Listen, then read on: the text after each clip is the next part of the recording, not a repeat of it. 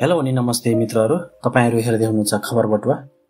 प्राय मित्रहरूले राष्ट्रिय परिचय पत्र बनाइसक्नु भयो होला, कतिले बनाउने तर्खरमा पनि हुनुहुन्छ होला।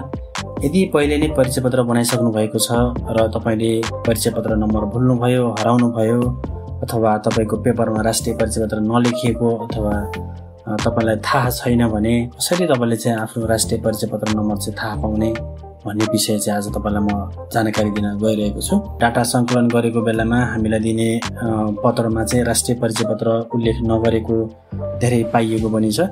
यदि तपाईसँग राष्ट्रिय परिचय पत्र नम्बर अथवा तपाईको दर्ता नम्बर छ भने हामीले सजिलैसँग चाहिँ राष्ट्रिय परिचय पत्र नम्बर पत्ता लगाउन सक्दछौं। त्यसको लागि तपाई सर्वप्रथम आफ्नो मोबाइलको चाहिँ मेसेज बक्समा जानुपर्ने हुन्छ र तपाई आफ्नो मोबाइलको मेसेज बक्समा जानु होला।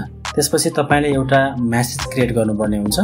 अब हामी मेसेज क्रिएट गर्नतर्फ लागौं र त्यसको लागि सबभन्दा सुरुमा तपाईले टु सेक्सनमा गएर पठाउने नम्बर हामीले कतिमा पठाउने त मेसेज हो, त्यसको लागि हामीले 30001 टाइप गरी ओके गर्नु होला र हामी तल मेसेज क्रिएट गर्दै छौं। तल मेसेज बक्समा चाहिँ हामीले क्यापिटल एम स्पेस र तपाईको 16 नम्बरको अंक जुन चाहिँ हाम्रो आवेदन नम्बर रजिस्ट्रेसन नम्बर हो त्यो टाइप गर्नुपर्ने हुन्छ र हामी त्यो टाइप गर्नुपर्ने छ। त्यसलाई टाइप गरौँ।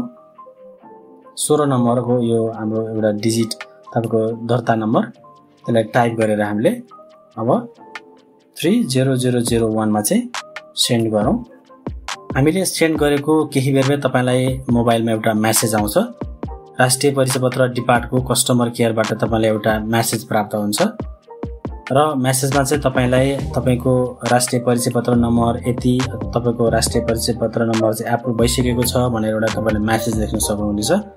त्यसमा तपाईको आफ्नो नम्बर पनि तपाईले देख्न सक्नुहुन्छ, राष्ट्रिय परिचय पत्र नम्बर हो। अब यसलाई चाहिँ तपाईले सुरक्षित गरेर राख्नु होला। यसलाई चाहिँ तपाईलाई पछि आवश्यक पर्न सक्छ, यसलाई चाहिँ सुरक्षित गरेर राख्नु होला। जस्ट यति नै हो। एकदम सजिलैसँग तपाईले चाहिँ आफ्नो हराएको अथवा बिर्सेको चाहिँ राष्ट्रिय परिचय पत्र नम्बर चाहिँ थाहा पाउन सक्नुहुनेछ।